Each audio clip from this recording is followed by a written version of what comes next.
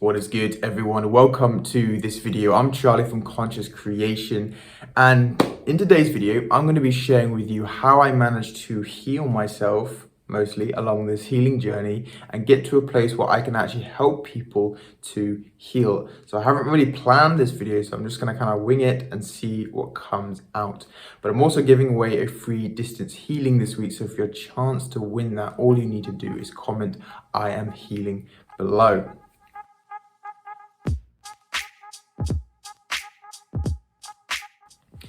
So I'm going to tell you a quick story that gave me the inspiration behind this video. So I'm currently living in Ubud at the moment in Bali, and at the weekend I was down in a place called Uluwatu, which is more towards the south of the island. And about a week ago I was in this really good space. I've been on this spiritual journey a bit of time, and I'd managed to get to this place where I just felt very content, very peaceful, very blissed out, I would say, for about 3 or 4 days. And after that time, I had these triggers. Now, anyone who's been on this spiritual path, this spiritual journey, will know that triggers are the main causes of healing. Whenever you get triggered by something, it's an opportunity for you to heal. And I got about 3 or 4 triggers in about 1 or 2 days. All of these different things started happening to me that I perceived as not so good. And I was thinking to myself, why is all of this stuff happening? And I started to realize it was just a pattern that needed to be released and healed. Anyway, I was coming back from my time in Uluwatu, and I was driving my bike. It was around midnight. The journey was about 1.5 hours to get back. I just remember feeling all of this heavy energy in my body, and about 10 minutes away from my home here in Ubud I lost concentration and I crashed my bike. And I was wearing kind of a tank top at the time, and this part of my body scraped all the way across the pavement. And I remember standing up and just feeling this part of my body be very warm, and it was covered in blood. But as I stood up, I didn't really have any concern that I had just crashed my bike, because the triggers that I had received in the last couple of days just seemed much worse than me crashing my bike. I didn't really seem to care. And it was a really weird and strange experience. And when I had these triggers, it was the first time that I really allowed myself to feel these uncomfortable emotions without complaining. Because whenever I had triggers in the past, yes, I would feel, yes, I would release them, but there'd always be an underlying tone, why is this happening to me? And during this time, it was a really big epiphany for me, because I was like, I'm actually very welcoming of these triggers, of the fact that I had just crashed my bike and I was bleeding down this part of my body. And I want to share with you my journey of how I got to this place. So I started my healing journey when I was at university. Not when I had my spiritual awakening, but I had chronic fatigue for 2 years. And this is when I was chronically ill. I tried to see loads of different specialists and people who could help me with this, and no one could help me out. And after this 2-year period of searching, I came across something called NLP, which is neuro-linguistic programming.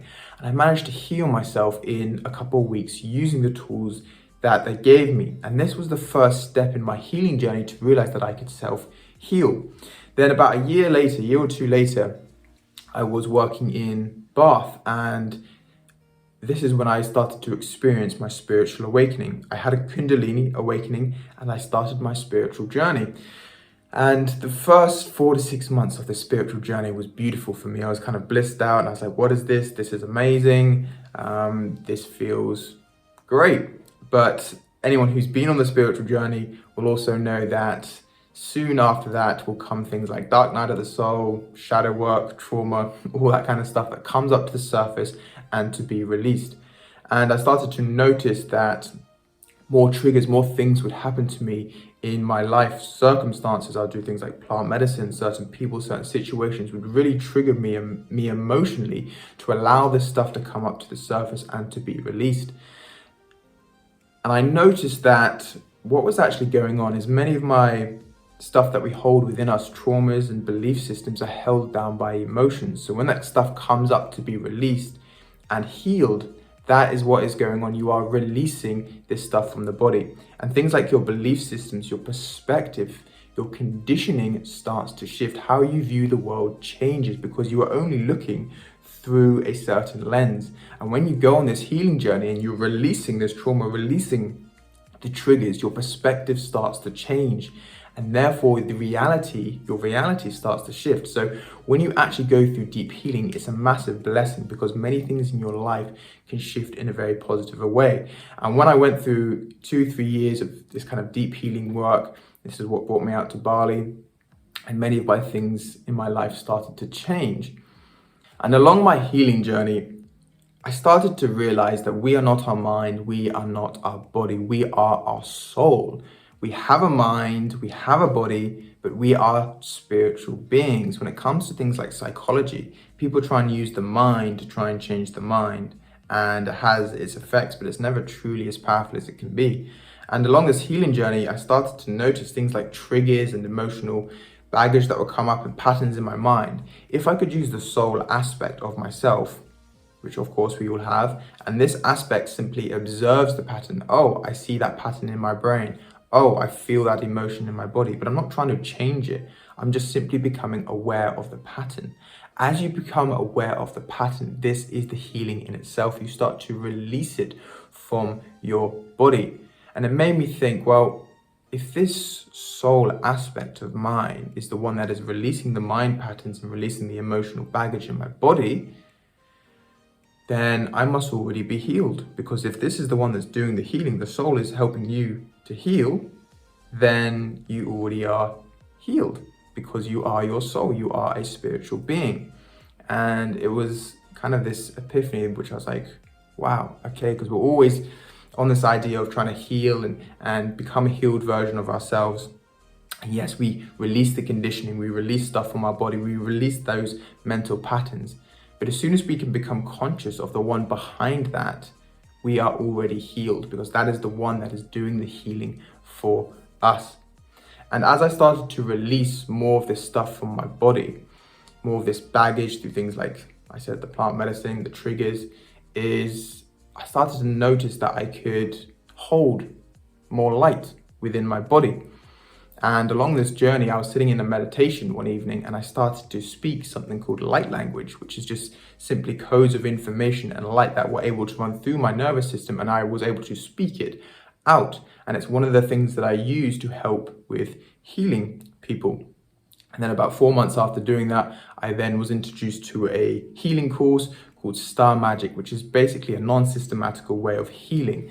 And it is, in my opinion, the most powerful healing modality that you can do, because when you go along into a healing, you haven't got a system of how to help this person. Yes, you've got tools, but you sink into your heart space and you ask the question, show me something I don't know to help facilitate with the healing of this person. And you allow the information to come to you. And what that person needs at that time is the right information, because you are working with infinite intelligence instead of trying to work with your mind and what you think is best for that client. So it was really doing the healing on myself that I came across all of these epiphanies and ideas and started releasing stuff from my body that I could help other people. Because when it comes to healing, I'm not really healing someone. I'm just facilitating. I'm helping heal them by doing the energy work around their body. They are actually healing themselves, but I'm making it an easier environment for them to heal through the energetic work that I do. And it was kind of coming to that point last week when I had those triggers, I had that bike crash, and all of this negative stuff was happening to me. Yes, of course, I have experienced much of it in the past, but again, I was always questioning it. Why am I going through this? You know, why is this stuff happening to me? And I started to notice that every time you have this trigger, every time something negative happens to you in this way, is your body's actually going through this process of clearing. If you've ever gone through an extended period of time of depression and anxiety, it's actually a really good thing. You're going through this deep clearing, this deep process of releasing. It's like a slingshot, and you're going to get projected into a much more positive timeline. So because I had this realization, when all this stuff was happening to me, even though I'd even crashed my bike as well, I was like, I completely surrendered to it. And it was a mixture of, okay, this is uncomfortable, but I know it's really good for me. And I allowed it to be there. Not only did the triggers pass much quicker, But then things started to get or sort themselves out much quicker because of this perspective. And it was going along this healing journey that I started to realize the power of surrender and releasing within your body. So this is my healing journey and what I've gone through. I hope it has given you a positive perspective on your own journey as well. Apart from that, peace and take care.